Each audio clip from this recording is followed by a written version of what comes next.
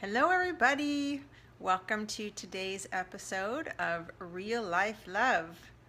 Today, I'm going to be talking about something that comes up a lot with my clients and even with my friends, and it's been something that I have had my own chance to navigate. And I want to talk about texting because texting is something that we all use, obviously. It's a great invention. I love texting, I do it all the time.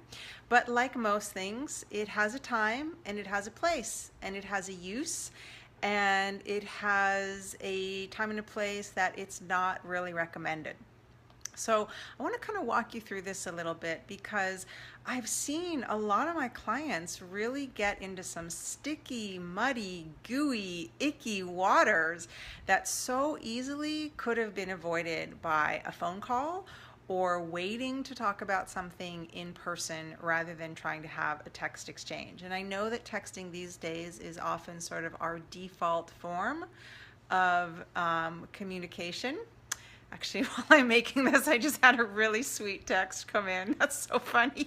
I'm going to enjoy that with you. Lost my train of thought. Okay.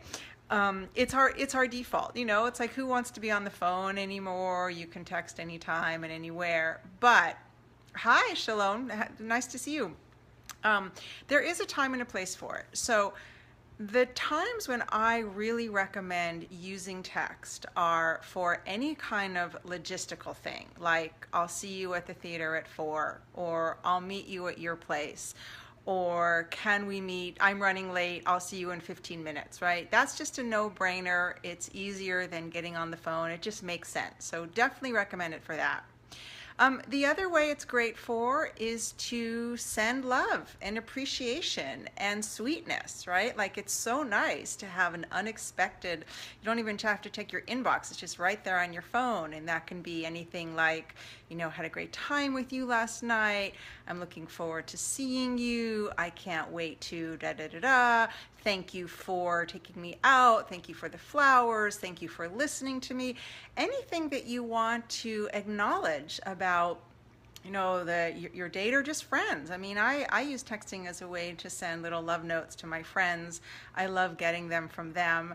And it's super easy and it has such a big impact. So if we kind of like measure the amount of energy output in relationship to the benefit, I think it's a really great ratio. So, just an example, who could you send a little love note to via text today? A friend, a lover, a partner. This is really important even for long-term partnerships, and it can be a great thing to use if the relationship is feeling a little flat, or if you guys are going to have a date, or if you haven't been expressing enough appreciation and you want to amp that up, because if you've heard me talk or worked with me at all, you know that appreciation is something that it really is like the magic elixir, changes things around very quickly. And then the third way that texting is great for using is for building anticipation. And this can be, maybe you've got a date coming up and you want to, throw a little sexy anticipation, or maybe it's not necessarily sexy. Maybe it's just, hey, I'm looking forward to, but it can be spicy. It can definitely be, a little bit on the spicy, sexy side, and you have to do what feels genuine for you.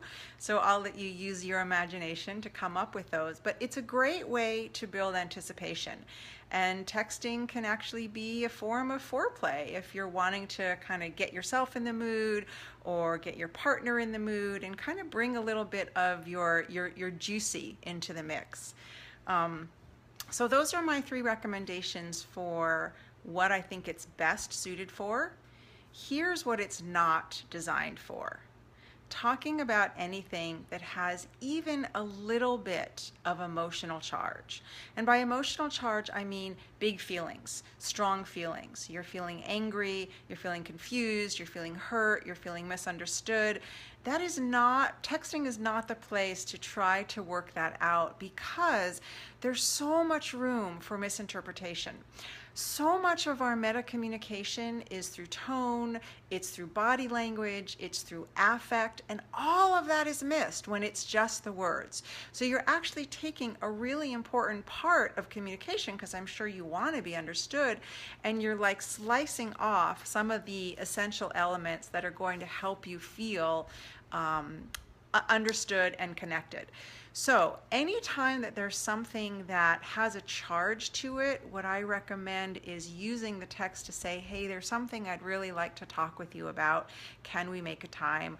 Or when we see each other, I'd like to talk to you for about 10 minutes, or there's something on my mind, or there's been something in my heart. You know, you can kind of set it up a little bit and care for yourself and care for the relationship that way. But if you guys are going back and forth and it feels like you're digging a hole, or it's starting to be circular, or you're getting more upset or angry or frustrated, it's time to put the texting down and switch mediums.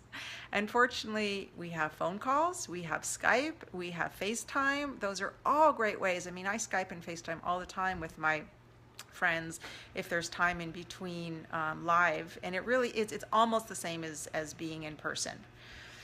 So I want you to consider how you're using text and if it's working for you or against you, and how you might use it to your advantage to bring in more love and appreciation and juicy, and just see what happens if you get a little bit more mindful about whether you're applying text in a way that's going to hurt or harm your connection. I'd love to hear your comments. I hope this was helpful for you, and I'll talk to you again soon. Bye-bye.